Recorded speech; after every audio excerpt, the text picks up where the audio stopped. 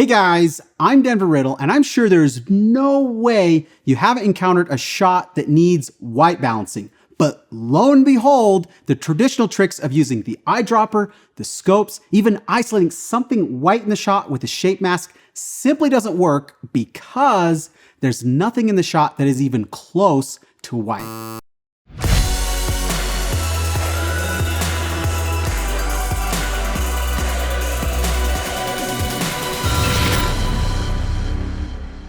So what are we supposed to do?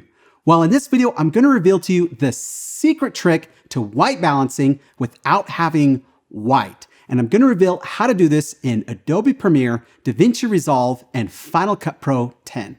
I also want to point out that if you're using the Cinema Grade plugin for any of these three softwares, it uses a white balancing algorithm similar to what's found in a camera, and it's pretty stunning what it can do. So I just wanted to point that out, that is an option if you're on a Mac. Now, normally we'd use the temperature or tint controls, the color wheels, and maybe even the custom curves. But without having anything white in the shot that we can use as a reference, how are we to know if we've achieved proper white balance? Well, I don't know. Well, let's begin first in Premiere.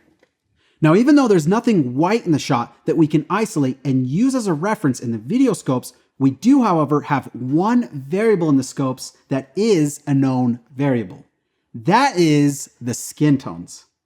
The skin tones are a known variable because when they are corrected properly, they should line up on the flesh line. So you see, we can isolate the skin with an opacity mask, avoiding the eyes and lips, and then go to our vector scope to assist us in color correcting the white balance of this shot. Let's go to the temperature slider and begin introducing warmth to compensate for all those cool tones. And you'll see as we do this, you can see the trace moving towards the flesh line. Finally, I'll go to the tint slider and push some green until we get perfect alignment. Now we'll disable the mask and compare the before and after. Isn't that awesome? I bet you didn't think we could do that with the vector scope. Now let's jump into Resolve. Here we have the opposite with a very warm image. I'll isolate the skin tones with a power window. And you can see that the trace relative to the flesh line is pointing towards yellow. So to get this to line up on the flesh line, I'm going to use the color wheels.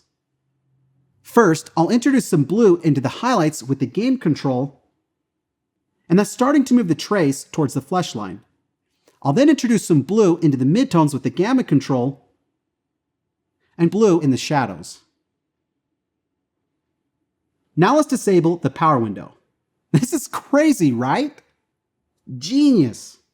Finally, let's jump into Final Cut Pro 10. This image is looking too cool, especially in the highlights. I'll draw a shape mask, making sure to leave out the dirt. This time, let's fix the balance using the custom curves. I'll add the curves effect to the clip, and you'll see in the vector scope, a big chunk of the trace is pointing towards blue. So I'll begin with the blue channel, and I'll reduce blue by pulling down on the top point. I'll continue tweaking the curve of red and green until we reach that sweet spot. We're now getting much closer to the flesh line, but there's a little too much on the red side, so I'll decrease the amount of red in the shadows and midtones. Let's see the before and after. Nice! Okay, so it doesn't matter if there's no white in your image. If you have skin tones, you have a known variable where you can use this simple trick to balance any shot. Knowing how to read the scopes can really make your films look top shelf. And so if that's something that you're into, then I invite you to our free 1-hour online color grading workshop where we deep dive into the basics and reveal the kinds of tips and tricks you don't normally see on YouTube.